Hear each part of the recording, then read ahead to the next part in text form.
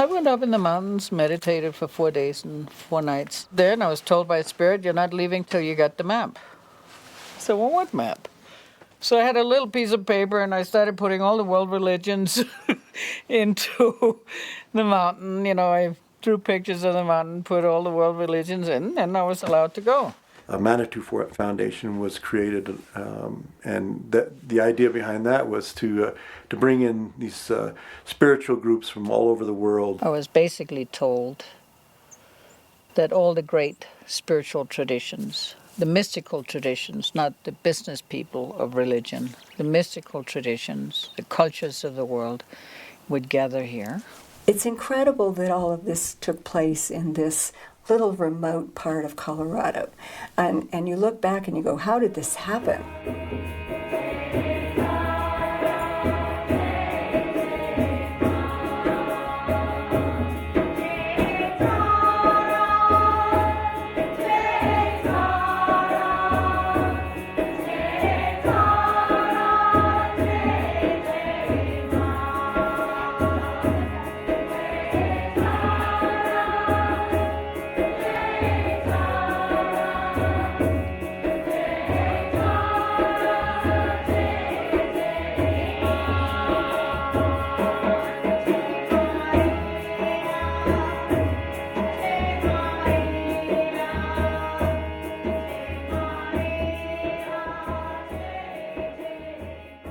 From the very early age, I remember loving to go to church and spending a lot of time there. And already from an early age, reading about the spiritual practices in the Himalayas and other ancient civilizations.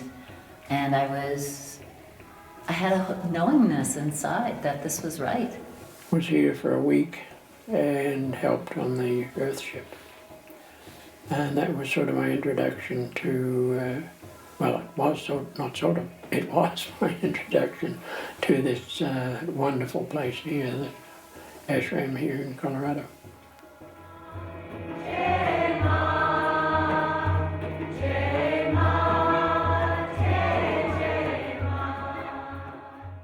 You know, living in an ashram, here we see people come and go all the time.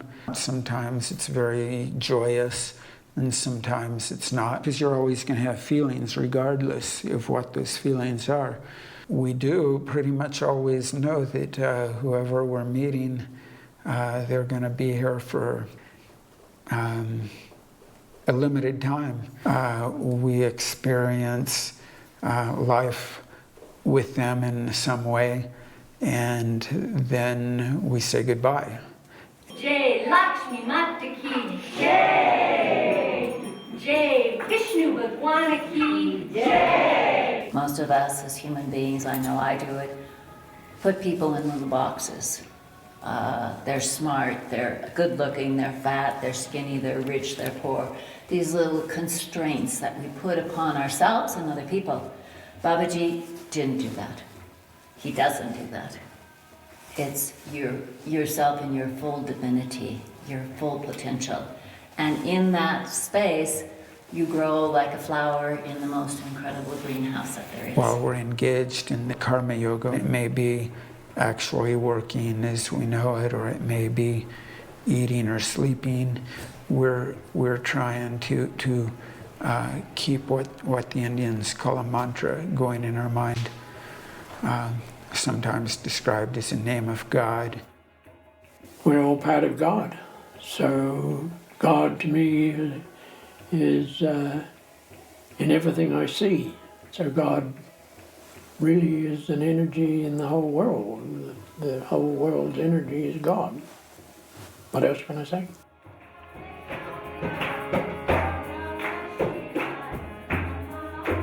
Babaji said that the new kingdom begins here, and he was speaking about the ashram in India, but I feel no differently, that this is where this new kingdom of justice and love and compassion begins, because I honestly think that's happening, and that it will begin from this place. Swaha. Swaha.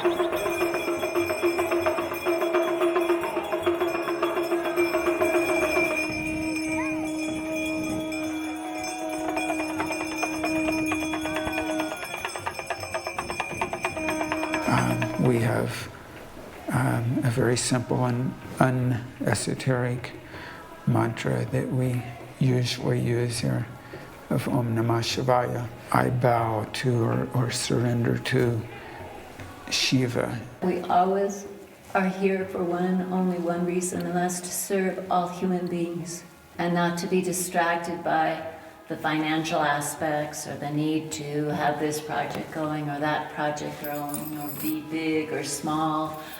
Just that we are here to live simply and be loving and serving to all human beings.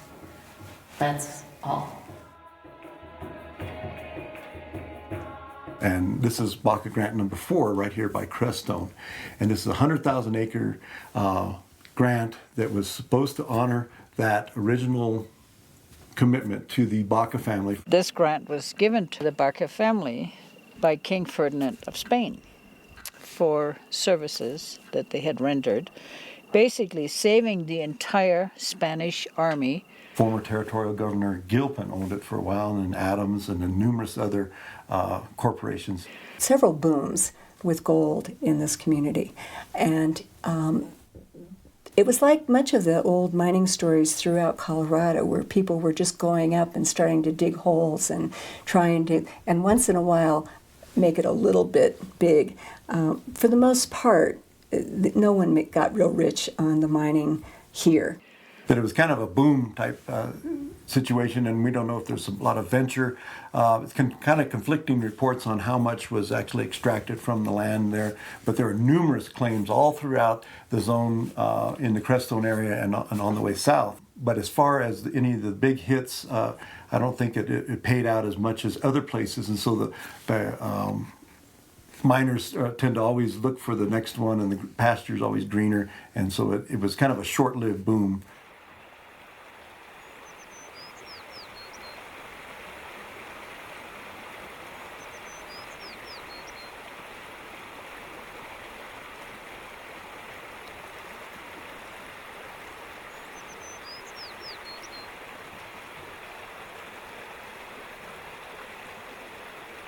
Nature has always been my primary teacher, so when you go out on a vision quest, of course, one of the things you do is to work with the God-given gifts of sight, sound, taste, smell, touch. Then later on you can start to work with balance and movement. You become sensitive to the flow of the life force through yourself. And you also become aware of this continuous display of the emotions and the thoughts. So at that point, the main teacher really becomes nature. In fact, if you follow any perceptual field in nature back into the essence of yourself, then you discover the clear awareness that resides at the heart of each one of us. And in that sense, nature can become a very profound teacher. And I also began the practice of Tai Chi, which of course is a movement system that's based on natural animal movements. In fact, probably came out of the practice of the ancient Taoists to go out into nature and to receive very deep understandings of what nature offers through simulating the movements of animals, or receiving the gift of how through a particular kind of movement certain kinds of energy patterns could begin to develop in yourself. And then later on we begin to explore how the world of perception and the senses can actually, especially when you practice in the way that I just mentioned, where you follow the perceptions into the experience of being unified with the rest of life and the creation, and also following the perceptions back into source awareness. At that point, that practice of working with the perceptions and the sense fields helps you see that this field of pure source is always there, no matter what's going on. And there's always an opportunity for liberating whatever kind of contraction or distraction might arise in the moment.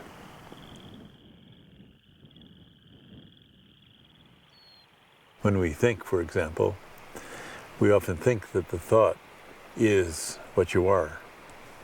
We take for granted that the names that you've been given, the thought of the name that you have, the role that you've been given, the profession that you've been titled with, we begin to glom onto those and begin to think that that is who we are. the greatest obscurations and obstacles are always the attachments and aversions and blockages and distractions that arise in one's life. And whenever I'm working with somebody, of course, the first thing I have to work with in them is to help them first to recognize they exist, and then to help with the process of their natural dissolution.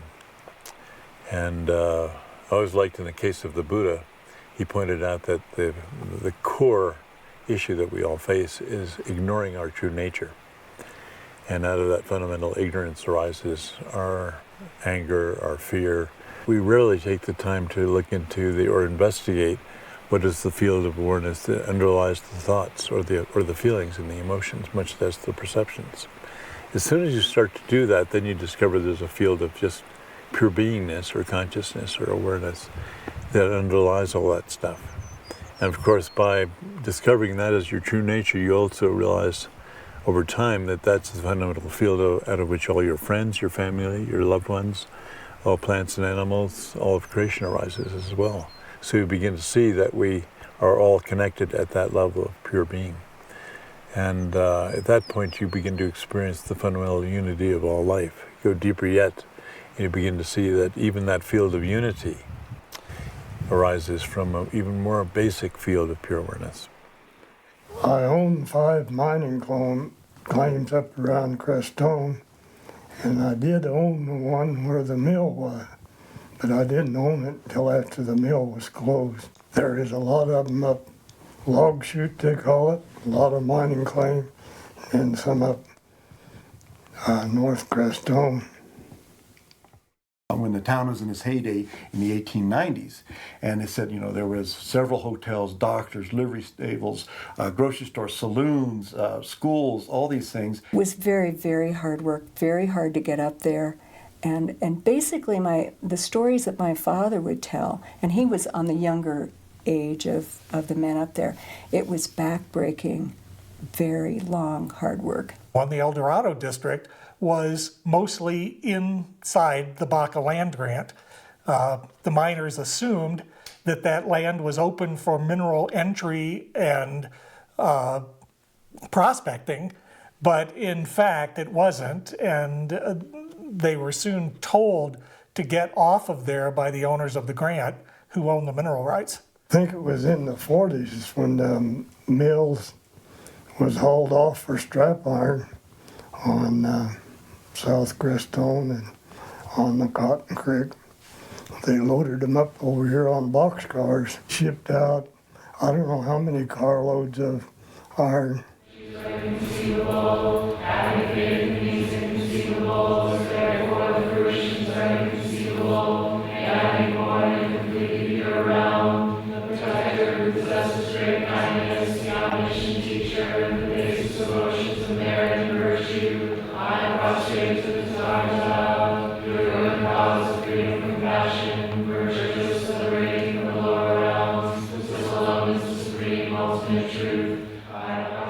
When I was in graduate school in the late 60s, I came across a book called Born in Tibet by Chogyam Trungpa Rinpoche.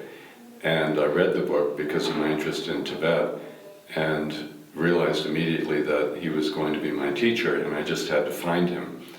At that time he was in England, and 2 years later he came to the United States, and I went and met him and began to study with him in 1970. The keynote of the Vajrayana Buddhist tradition that I teach and that Trungpa Rinpoche taught is that in order to attain full realization as a human being, we need to combine life in the world with deep meditation practice. My life's work is working as a hospice nurse, and my practice is completely necessary for that work. I would not be able to do it at all if I did not have this practice. The more we meditate and the more we combine our meditation with the ordinary trials and tribulations and struggles of being an ordinary person in the world, the more we begin to find within our ordinary lives a very deep magic. This particular lineage of the Vajrayana is that it works so much with the body. the body work that Reggie has developed over the last 40 years, taking it, of course, from the tradition, but then taking it several steps further, is such a powerful way of going on the meditative journey and allowing yourself to open up to everything that is and to face all the things that come up when you really go deeply into your body. You know, the magic of working with Reggie is the view that there's no distinction actually between meditating and non-meditating, and you know, engaging my children or engaging my work is the practice, and that's been you know, the most inspiring and confidence-building aspect of the practice. Really gung ho on being happy and avoiding pain at all costs, and essentially that made me shut off a whole huge part of my experience. So allowing pain into my life has really just opened me up in a new way. You know, the boredom of meditation, the excitement of meditation, all the things that go is very natural. It's very simple. It's very human. And in that regard, the path itself becomes somewhat humorous, that we're engaging this particular journey initially with some aspiration, some particular idea about who we will become. And the sort of humorous aspect is that it's just very natural.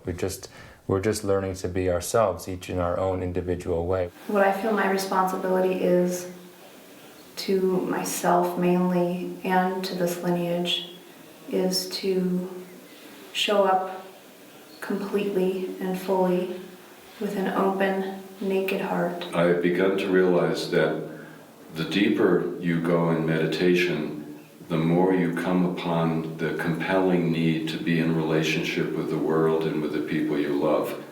So that's been an interesting change for me, and I think that it's not that I'm not deeply compelled by meditation, but that meditation now has become much more about opening one's mind in relationship and developing deeper and deeper capacity to care for other people and to love them. Seeing, being aware, and this happens of course through your meditation practice, being aware of all the defenses that you put up to keep yourself insulated, the sort of cotton batting that Trungpa Rinpoche talks about, the things that protect you and make you feel okay when you're in a challenging situation. And it's really about, for me, it's been a process of almost visually taking all these coats off and taking the cotton batting off to just be there. We kind of went through a metamorphosis from a mining operation or economy to a ranching, and a lot of the credit goes to Alfred Collins, who was from Philadelphia. He was an industrialist and got a hold of the vaca and brought in some really top-notch Hereford cattle, and he actually was named Stockman of the Year because of his cattle operation. The stories of him were that he was a very tough individual, and he would go big game hunting in Africa with Teddy Roosevelt, and he would do all these amazing things. And there was a very distinct socioeconomic difference between the Collins and their friends from the East and then the townspeople. And the townspeople were his workers, and he worked them quite hard. Dad had an appointment to visit with him about something, I have no idea what, but Dad had a flat tire and was about 15 minutes late for his appointment with Mr. Collins, and he told him, he says, "William, you must allow for contingencies." He said, "I will see you on Thursday at 1 o'clock. I went to work on the Baca in 1969, just as the lowest cowboy on the totem pole, and I stayed there for 21 years. Eventually ended up being the cattle foreman. We basically cared for the cows, fed them, doctored everything that was sick. In the summertime, you rode out there, make sure that they had plenty to eat, and all the wells were working properly.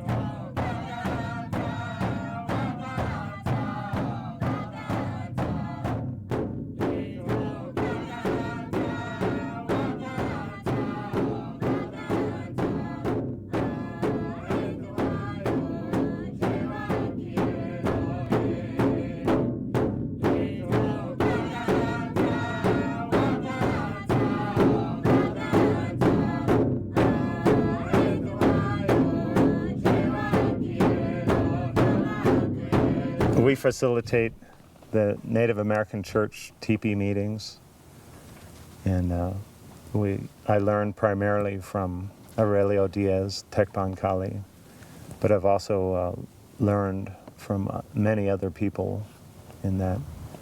So we do a half moon ceremony using the 7 arrows. So those are, I guess, technical terms for in the Native American Church. The half moon ceremony is a very feminine way of doing these ceremonies. It honors the divine feminine. And as a roadman, of course, I'm there to set the stage for the spirits to do the work. But during the ceremony, I act kind of as a referee, not really leading the ceremony. You know, I'm making sure that everything goes by the rules, and I just have to always remember that I'm there doing a job. I'm providing a service for the people, and I'm a referee. And so I make sure that I stay out of the way and let the spirits do their work. So this is the grandfather peyote, so just bless yourself with that.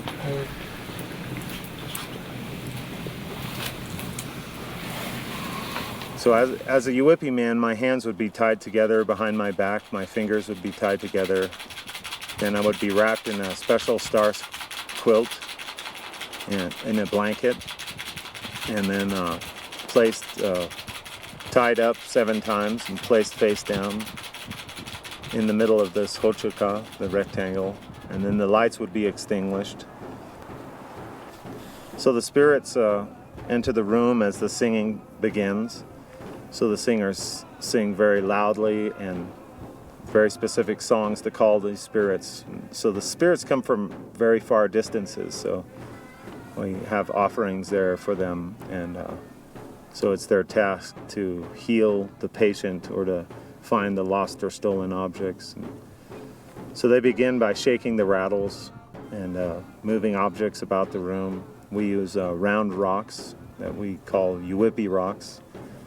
And so specific spirits come in and move those rocks around, and they usually light up, and a lot of times they can move a lot of other things out around through the room, even people.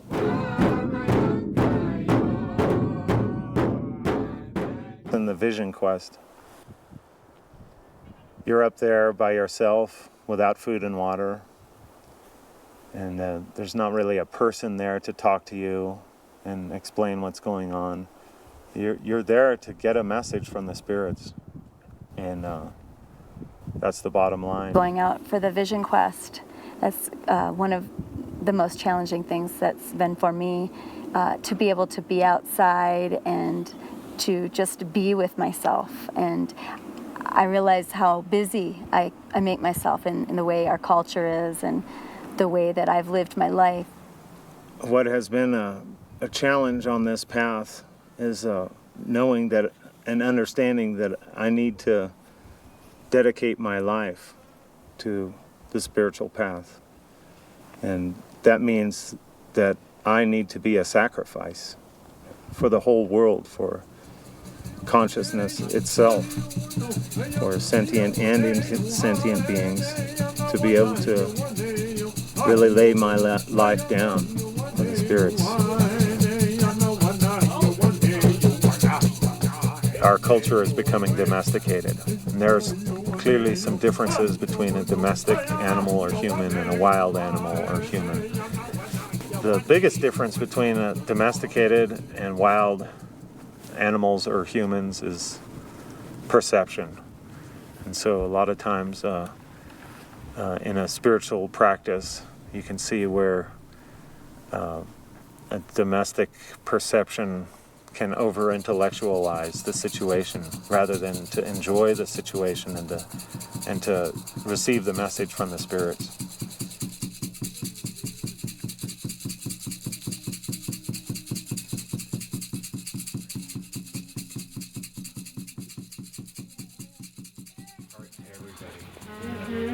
Really be the heartbeat of the ceremony, your heart.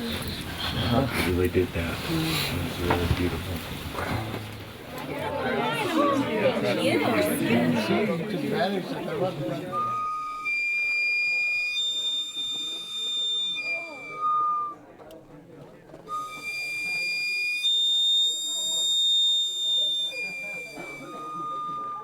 The people that worked on the grant, the men, and it wasn't women. Women really didn't work outside the home then. The men would get up, and depending on what their job was at the grant, they, like one uncle of mine, would get on his horse every morning, and he was on his horse till from sunup to sundown. At that time, the bunkhouse for the cowboys was in Crestone, and every morning at 4 o'clock, they would send 2 wagons to Crestone, and they would pick them up. They would go down to the ranch headquarters, and then everybody would catch their horses, and they would all leave and ride the total ranch from the ranch headquarters. And they would grow wheat, and they didn't even have to irrigate because the water table was so high. The country that is brush out there now, they used to put up hay out there. You go out there where the brush is 4 foot tall, and you can find old corrals out there where they used to pile the hay. Well, Crestone, when I was a little girl, it was before all the spiritual developments and before the grant was developed. So it was an extremely little town. As you drove into town, the telephone lines actually laid on the fence as you drove into town. Well, when I first went to work, there was probably 65 or 70 people lived in Crestone. Most of them had either worked for the Baca or worked at the Baca at that time. When I went to work there, there was 17 men working on the Baca.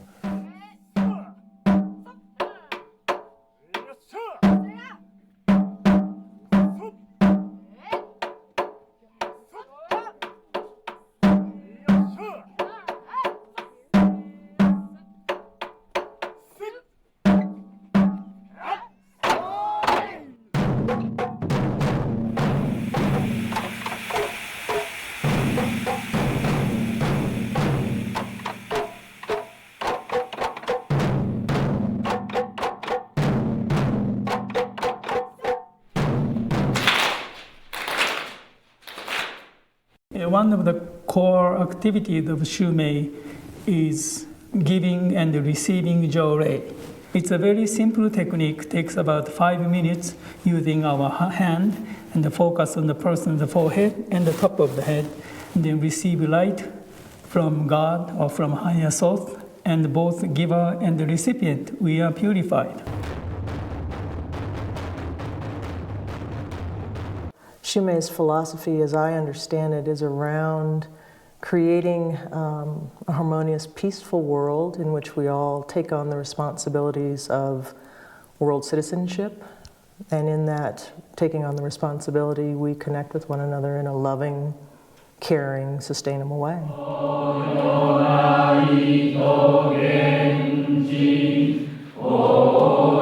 My passion for nature and agriculture and my interest in the spiritual world became one. So I feel very fortunate. My interest in nature and then understanding of spiritual activity came together.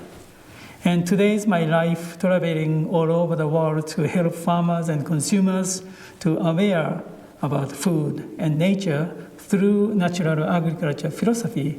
My desire and the passion come together. One of the cornerstones of the beliefs of the organization, the tenets, was fostering the appreciation of art and beauty. And I had never really felt that what I do, which is photography, was that important in the grand scheme of things in the world. But this made me take a second look at it when an organization of the quality of Shumei held it in such high esteem. When I first went to Kobe Center, I was introduced to a lady. Her name is Mrs. Okada.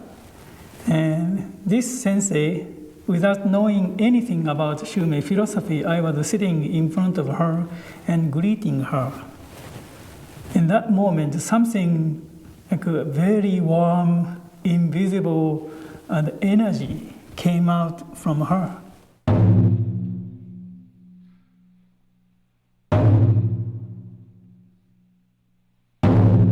Mokichi Okada, among other teachers, talked about the importance of East meeting West. And I think perhaps the challenge that Shumei has is in finding our way to effectively communicate Mokichi Okada's teachings in the Western world.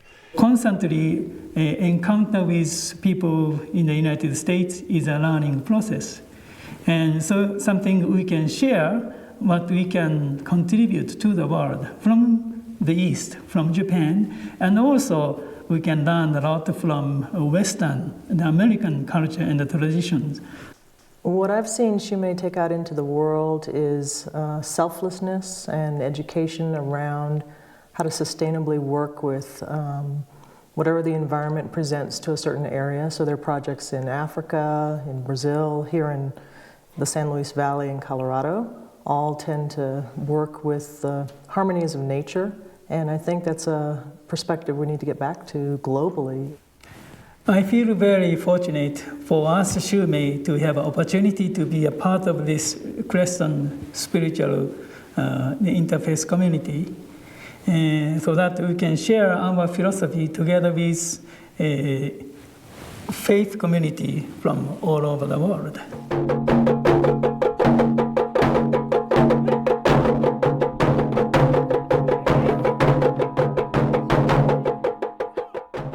Shumei has given me just more confidence in the value of finding beauty in the world and in the planet and sharing it. What I would see for the future of Shumei, I'm going to, on two levels. On the level of vision, our founder, Mokichi Okada, foresaw a future that through the three fundamental tenets of our philosophy, natural agriculture, art, and Jōrei, that Shumei would help bring about a world free of poverty and strife, heaven on earth, if you will. So on a visionary level, clearly that is what we are working toward. I see myself like tuna fish. Tuna is a fish constantly traveling, never stop. If they stop swimming, they are no longer able to get the oxygen and they die. So probably my life is, I will continue moving around to meet people and share the philosophy. When the time comes, I have to stop, which will be my end of my life. That's what I see.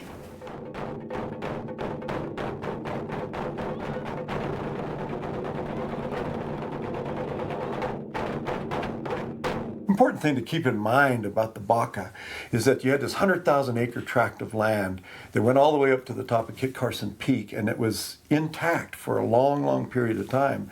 And there's not many parcels that hadn't been broken up way before this. And so that's kind of the key thing. It was in the 70s, early 70s, that they subdivided and they broke about a 38,000 acre parcel out of the northeast side of it, or the north central side of the ranch, and created a subdivision, this Baca Grande. Initially came, it was so exciting because there was this big, gorgeous motel. None of us had ever seen anything like it, with a swimming pool, and it had a hairdresser, and it was the Santa Fe looking thing. They put a big lake in. People were flown in, or they'd have airplane races, and they would stop, shuttled up to the inn to have lunch. And of course they had the different sales pitches of, you know, take a tour and get a toaster or an iron. The old timers here was very against it due to it was going to raise taxes, it was going to raise labor, that they were paying people $1 a day to do work, and it changed from that to minimum wage and benefits and total different environment. You know, we were offered a share in the Baca when they started, but most of the people that worked on the ranch didn't want anything to do with it, and you know, everybody was pretty well put off, I guess would be a polite way to say, that they had started development up there. So in the 70s, it was more of a retirement. People were up here, but most of them had to leave because of the isolation of 50 miles from Salida or Alamosa hospitals, major grocery stores and stuff like that.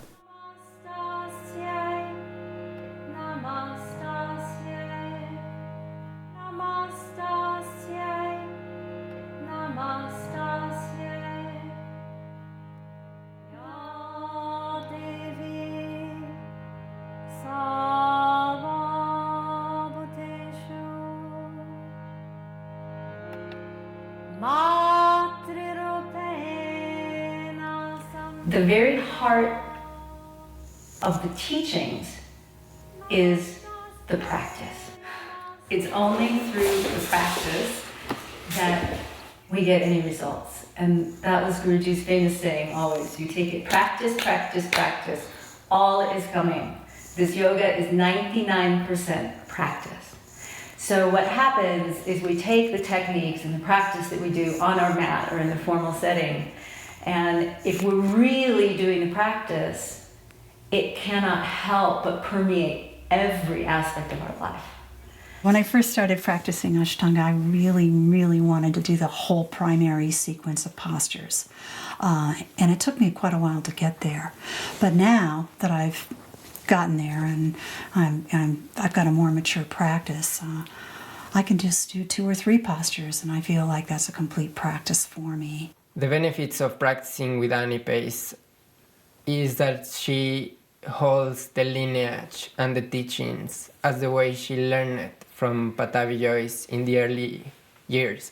These days, now in the West, it's really hard to find a traditional teacher who teaches on the way they learned. Now everyone wants to do their own kind of yoga. No matter what, if they have physical disabilities or if they're older or younger, she understands what they can handle and how fast to give them postures and how much information to give them about Ashtanga. Teachers in my lineage are not there to entertain their students, but it requires practice, and a lot of people don't want that. They want to go be entertained for an hour and a half before they go off to work in the morning, and so they can show up to a gym kind of style of practice and get their work out. She has done it on the way she learned it, exactly the way she learned it from Guruji. So the benefits of practicing with her is that you get the real Ashtanga yoga as is taught in India. Having the shala here in Crestone acts as an automatic filter. It seems like I get the students that are the best.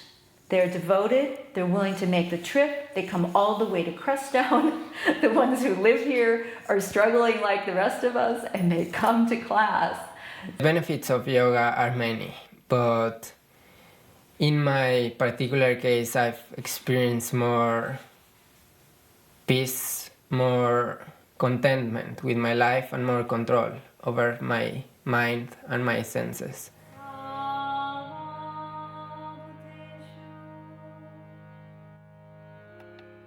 The real key to those, to the practice though, is hidden. It's staying in touch with the breath. And the breath at all times, you keep it smooth and you keep it measured. And it helps you tap into this inner stillness that you have. And it's just a really beautiful thing. And as you get better at it, you can walk out into the world and keep it. Shanti, Shanti. The old man stood outside the door and he said, "I've been waiting for you to arrive." I said, "What?" So anyway, he looked harmless, invited him in, and he spent the next 4 days telling me everything that was going to happen here.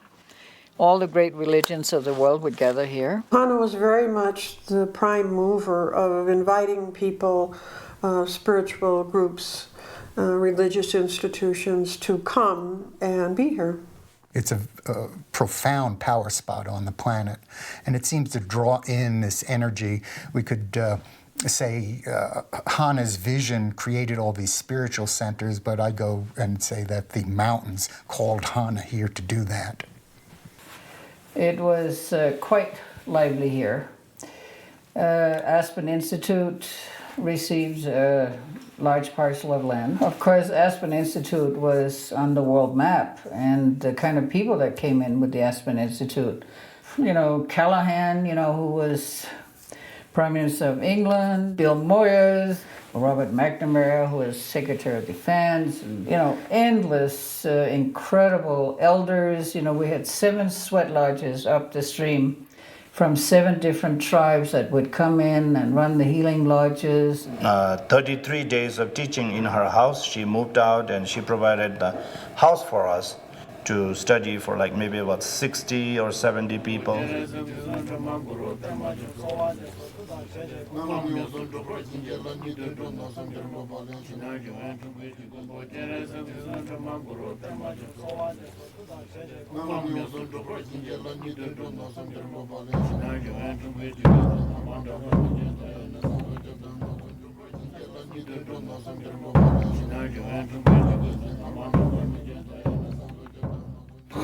Te nane mixalto kamakaji menwa tenzo tati nyamlin si tupna tene mesela pe pento chembo yungu yorela tene te imbichna natsola te patong lugu yeba tenzola te se tongwanda bo ta kan hi kan hi la ati kintin rabo kan zong. I became monk. One reason is I don't want suffering. I want happiness. The reasons I became monk. I thought if I can become monk, I thought I will be enlightened, but not. Tinguenzina capsula kangbata, tene pava mainta, tene combe go pensanda votati, didn't you are something, shortina you are, tene shortitato, nine, tingaran gumbala yaw, tatinde, the what is in it, tingaran chugolo huare, naran rank, ronta tine, chugolo huamare, tenitangaran rahing, chugola.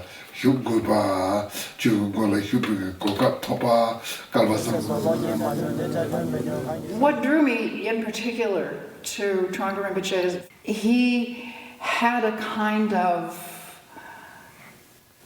an amazing combination of this sort of bubbling joy and an intellect that was like a scalpel. And I really loved the combination with him of this marvelous intellect that could make very abstruse concepts the kind of thing that you could go, oh, I see, I get that, yeah, all right. And also that it was that there was joy to be had in that.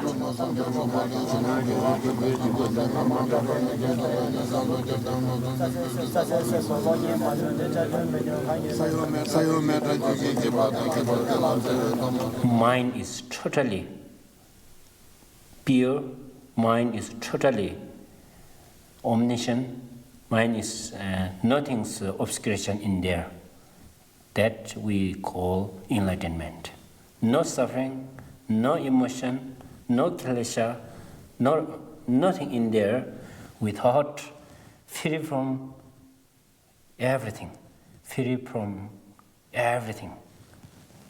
Because the importance, the connection, the heart connection with the teachings, the primacy of practice and following the path is no different really to me as a monastic than it was to me as a layperson. It just manifests in a different way. Hardest part of my practice is my emotion and my thoughts. My emotion and my thoughts makes me very strong obstacles. Tene Chudung Gumbo Benoting on La Soba Topne, Be, China Chibertin Toparella. The Nite Jiso, Tito Gujanga Gulo and Arazo, Bella Tuzinjon, John Kamaba, Tene, and the Dejun Peparella, and Dejun. Many monks all the time love. They don't have to pay attention to food. They don't have to pay attention to wife. They don't pay attention to children. They don't pay attention to house. They don't pay attention to money. They whatever they get, they eat. Whatever they found, clothes. They don't have any tension, any problem. They just simple life, and just they practice and just study, and they don't have some problem. The reason they're happy all the time.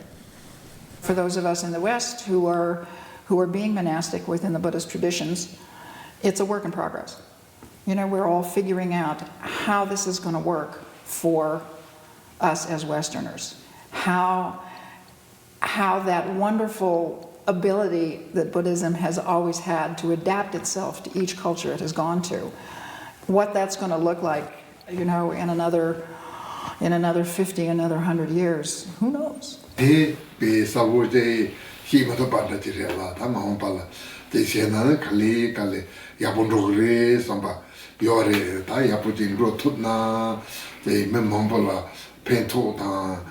Tene nyamle yapo yungu yorela ta tinde sena te sena ni yapo yungu re samba te sena no ranking ki yal to re na ala ko marete ina ya ta phacher anda titang ta america la chutar rimbi ki yapo ndo yorela tini ngarang re wala yor ndo jigre yore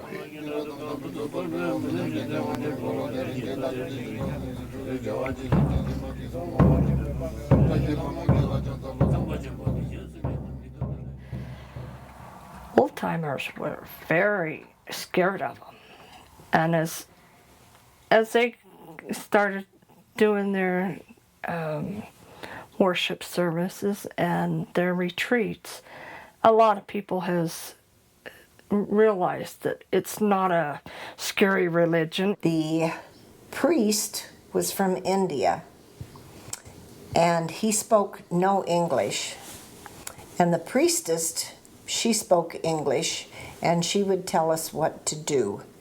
And the priest had us put the cow where they were going to have the altar of the building. And then I was supposed to milk the cow onto the ground where the altar was, and then the priestess would come over and get milk in her hands and go over and anoint the corners of the building. I thought it was all right. I get along with all people, and some people criticize them, but what I talked to them with and everything, I thought it was just fine. They seemed like some of them good people. But the one that really sits in my heart is when we gave the land to Atsang Rinpoche. He's from Eastern Tibet. He's from Kham. And this was in the winter where we gave him the land. And he makes this dance, receiving the land on behalf of the first king of Tibet, Tritsen Detsen, who he is an incarnation of. It was very exciting, but I was guarded with my family who lived here because you couldn't be too excited about the newcomers because they were viewed as being fairly threatening. You have to do the work, and everything is amplified by the energy here. So it helps you with your retreat. And most people, you know, if they do not do their spiritual work, you better take a hike out to the road and get out of here. We've had a number of people come to town with grand ideas like the 400-foot pyramid. If you come here as an opening and listening, it unfolds in miraculous ways. Crestone is a vortex, and it used to be the crown chakra of the planet was in India, and now they say it's in Crestone. And people just get brought in here. They just kind of get sucked in here. And there's a saying here, you either get embraced by Crestone or you get spit out.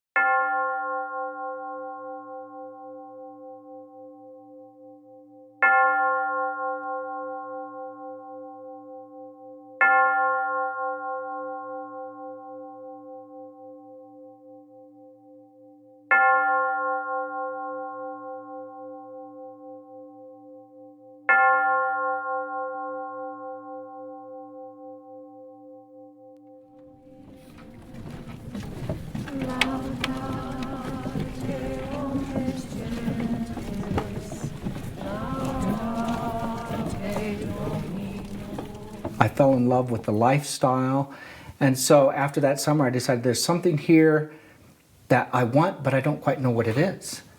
And so I came back the next summer, and I came back the next summer, and eventually I came and did not leave.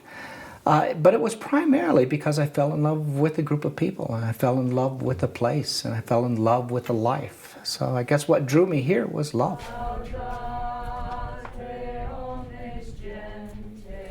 What keeps me here, what keeps me in the community, what keeps me in the practice is a hunger, I think. A hunger for God, a hunger for the transcendent, a hunger for the fullness of life. Because when you come to the desert, you go on retreat, you slow down and you clean things out, clear things out, a lot of, stuff comes up. And that takes a lot of courage. A number of years ago, I was able to go on a 30-day retreat, and what's called an Ignatian retreat. I didn't have to cook for myself. I didn't have to do anything for myself. So that was a very rare, special gift that somehow put me in a place where I think I was more open to listening, more open to receiving, and that experience was very extraordinary for me. My God, why have you abandoned me? My God, why have you abandoned me?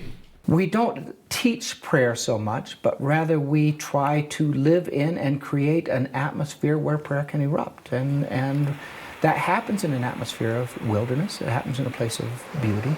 That's why in the Old Testament, and even in the New Testament, when people go off to pray, they go off to a solitary place. Then Satan entered the mind of Judas Iscariot, who was one of the 12. He went and discussed with the chief priests and officers a method of getting Jesus into their hands. Life is a journey, and it's never over until it's over. And even then, I don't think it's over. So that step by step, I'm always coming closer to the goal, but the goal is always out there, and so it means it's always an adventure, it's always different.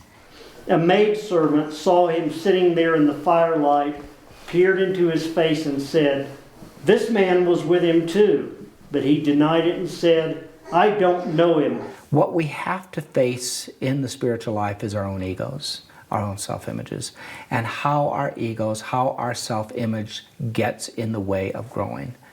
And that self-image has to be put to death. And that's a painful thing because we kind of identify with our self-images. We think we know who we are. It stands in the way of who we really are. So the whole spiritual life is about getting rid of that self-image. Then Jesus gave a great cry and said, "Father, I commend my spirit into your hands." And with these words, he expired. I love it when people come with the piles of books in their computer, and that's great. That's wonderful, whatever. More often than not, what happens is all of that just kind of falls away. They slow down, and they give themselves the permission to be who they are and listen a little more deeply. So that's what I love watching every single week happen, that people become more at home with themselves. For us and for our salvation, he came down from heaven, and by the Holy Spirit was incarnate of the Virgin Mary. Say if they have a high-powered job in Denver or a big business position, and they're just used to being bombarded by noise and activity all the time, and they come here and they find, wow, it's just me. There's no sound, no distractions. What's here? And that can be a kind of a frightening proposition. Baptism for the forgiveness of sins, and I look forward to the resurrection of the dead. And of course, it's always, oh, Colorado, and oh, your life. You live at a retreat center, who live contemplatively, and they have this vision of our life. And I gently try and say, well, I love my life. There's nothing, everything about it is wonderful, but it's got its challenges, and it really has. There have been some very challenging times for us. So it's a different context, but but everybody definitely faces the darker times in their lives. Through him, and with him, and in him, O God, Almighty Father, in the unity of the Holy Spirit, all glory and honor is yours forever and ever. Amen. So that's what John of the Cross calls the dark night of the soul. So when we feel we are losing faith and all we have to cling to is just the habit of showing up, John of the Cross says that's the possession of God. Stick with it, go through it. All that's really happening is you are being moved into a deeper level of being, a deeper level of self-knowledge, a deeper level of relationship with God. Whenever I just look out my window, my breath is always taken away by that kind of majesty, and that is always a reminder of the glory and the beauty and the goodness of God.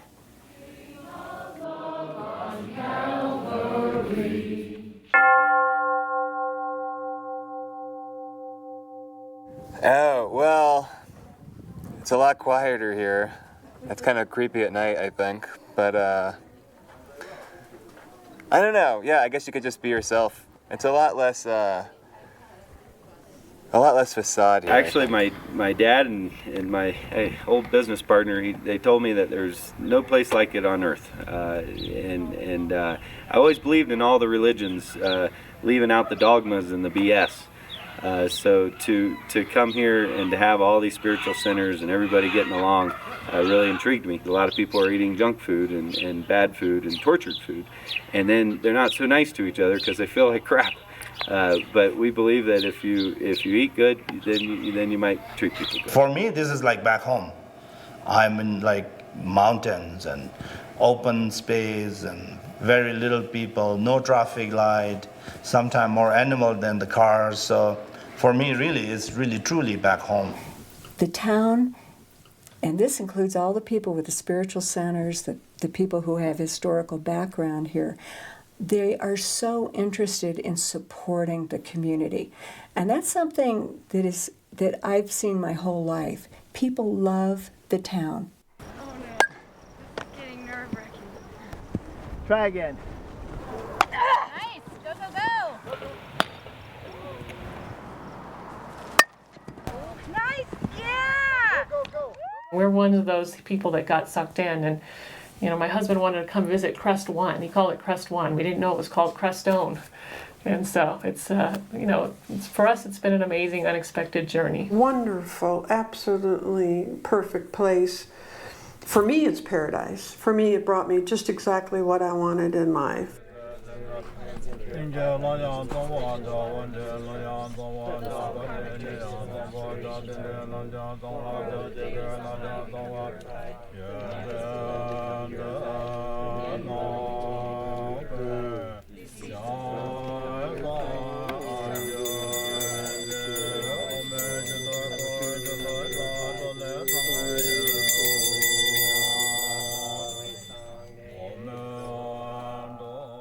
Smoke offering,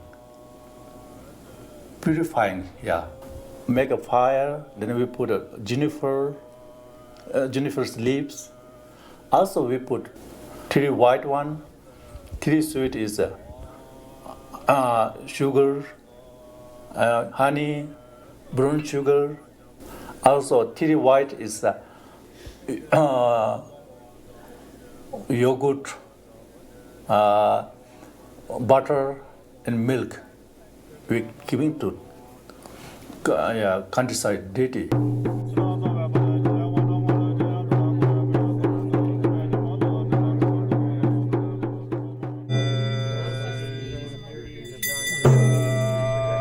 If you're a meditator and you remember the first time you sat for meditation and you heard all that noise going on inside your head, and eventually that calmed down a little bit through your practice, that's one. That's like the first step.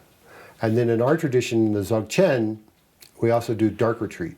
So you just crank that up a notch. You remove the input to the eye consciousness, and then that silence becomes even more. And you are able to see things in a different way.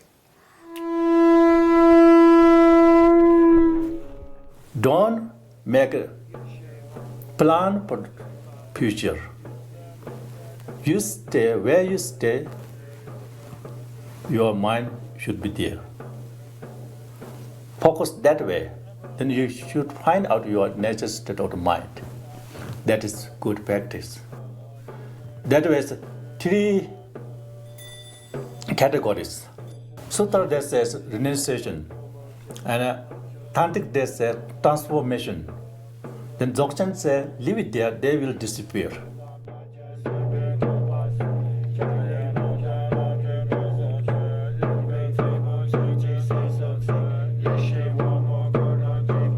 And Three Doors takes the most quintessential parts that the Western person could connect with of Dzogchen and Tantra and presents them in this three-door format. And through that format, it's based on the teachings, the 18,000-year-old teachings of the Yungdrung Bun tradition and Tongpa Shenrab, and makes it available to the Western person in a very, very personal way.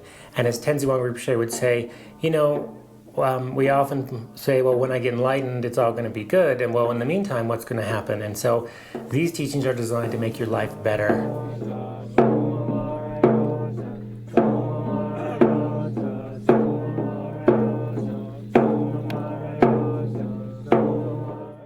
A good time to practice, that's when there's they don't have noise pollution, there's no air pollution, open sky.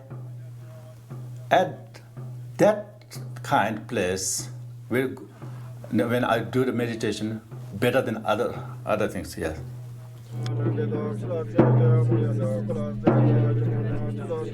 We recognize that there's sentient beings all around us, not necessarily ones that we recognize. Easy to recognize ones are your fellow humans, you know, the animals on the planet and whatnot.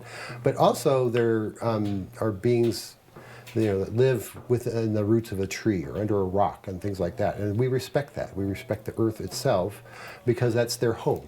And so we try not to violate that without asking them for permission, things like that. And so a lot of times it resembles what we're familiar with as called shamanism.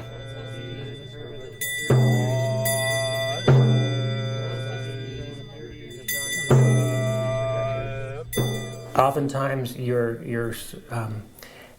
guided to connect with the nature of mind while you're doing the what would be called shamanistic practices. And I think that's for a number of reasons. One is to protect yourself, because you don't want to hurt anybody else or yourself. And two, so you can have the most perfect thing happen with the assistance of the enlightened energies.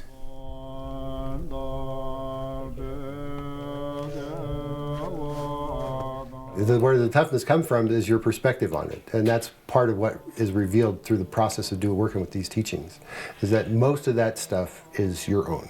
You fabricate it, it's your opinion. It's because you're either grabbing a hold of something or pushing it away. And that's where all the problems start. You get away from grabbing and pushing away, things are fine.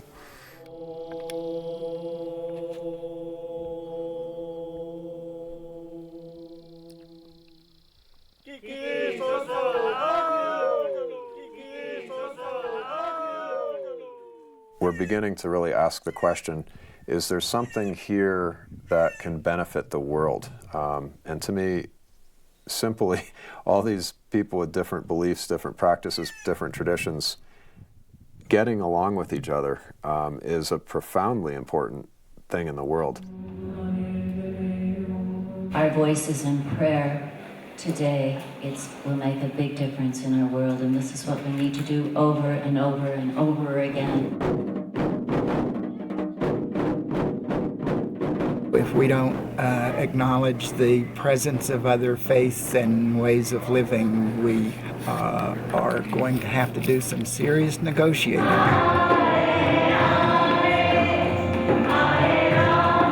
Whether there's positive interaction or challenging interactions, people do it together, and that's community.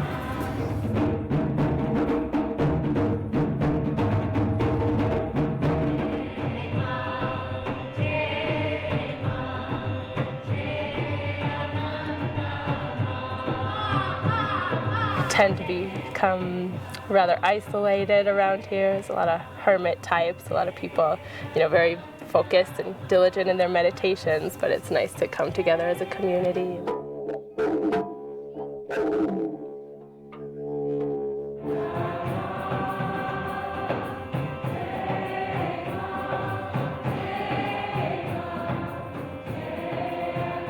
Studying in close proximity to each other and getting to know the other practices too, that really helps, but not getting arrogant or like righteous about your own practice.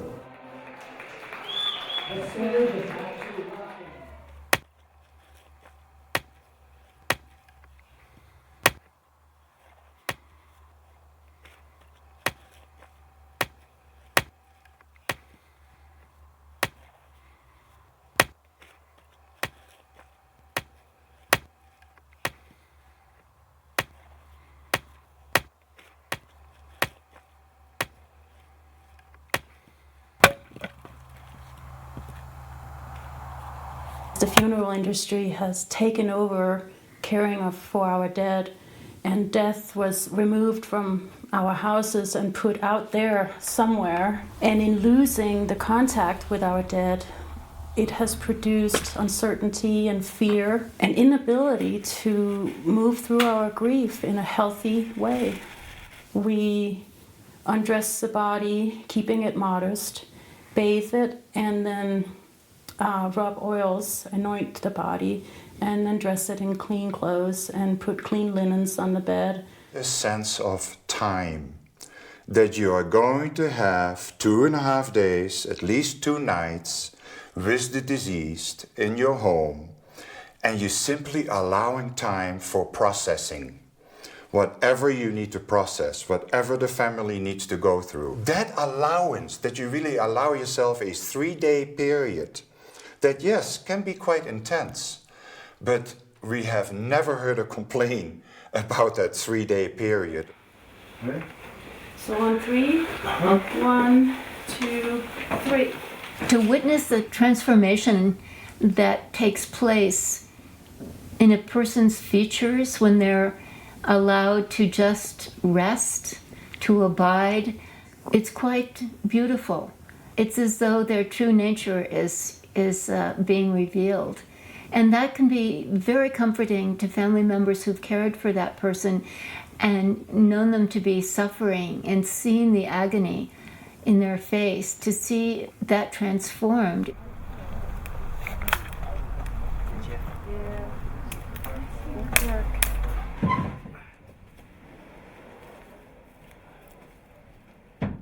We've had many volunteers, and we have a core group of about 12 people. And the way we've worked is that people take on the tasks that they are drawn to taking on. And people serve at a cremation when it's right for them to serve at the cremation.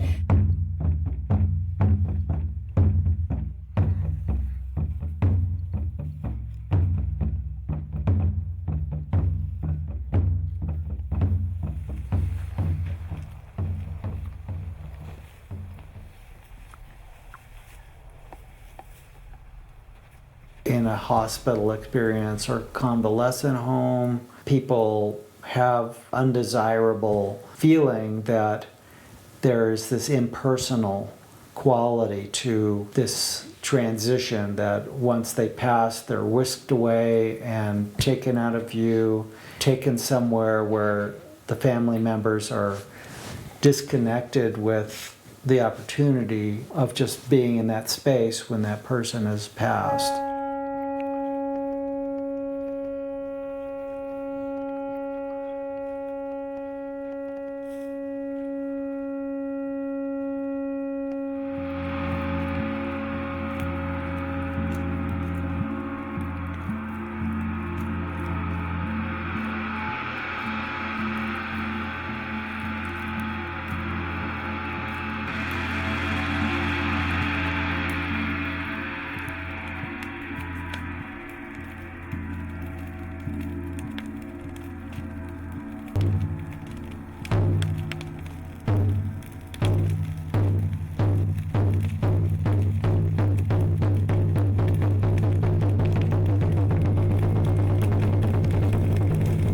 it's every time coming face to face with really impermanence, simply what we see around us, and just me, myself, eventually going similar way. The whole place goes up. All stability gone to smoke, sometimes high, sometimes low. We begin anywhere. Right. Visitors came and went, and he perked up with each one. I sat quietly as he slept and watched his peaceful face.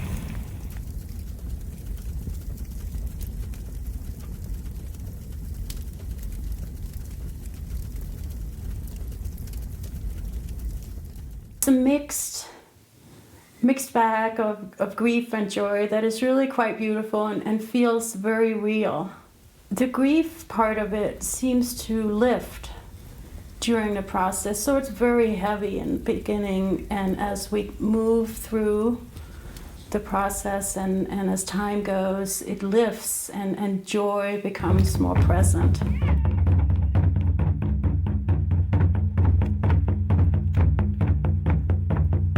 And by the end of the cremation, when the body has been disposed of through the fire, you see this opening and a lightness, laughter, singing, joking, a freeness arising just naturally.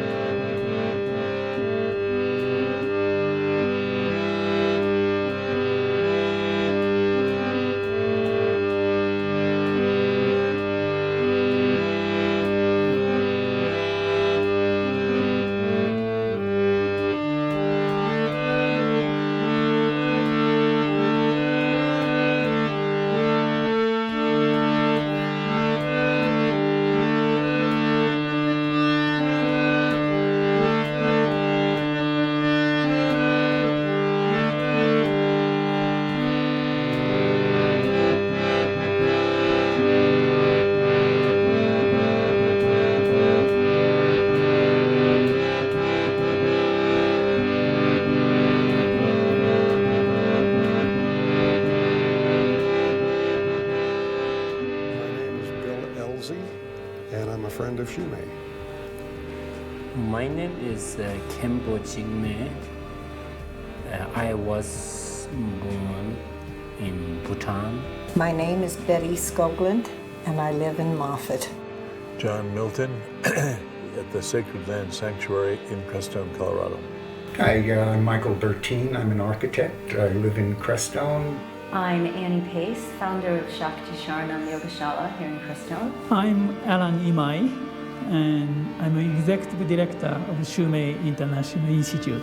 My name is Ram Loti, and I live at the Heriakandi Universal Ashram. I'm Elaine Johnson, and I own the Crestone Mercantile, which is a hardware and grocery store. I'm Anna Louise Stewart, and I'm a member of Crestone End of Life Project. My name is Martin Schellebarger. I live northeast of Moffat, about 10 miles, 12 miles from Crestone. I'm James Darrell Laird, and I am from New Zealand. Robert Mitchell, and I've lived in Moffat for years. My name is Susie Ryan. I have been a part of Nada Hermitage, the Spiritual Life Institute. My name is Cheyenne Mendel, and I live in Moffat, Colorado, and I work in Crestone, Colorado. Yeah, my name is Bob Bucker, and I went to work on the Baca in 1969, just as the lowest cowboy on the totem pole. My name is Geshe Demajalsen. Then I born in Nepal.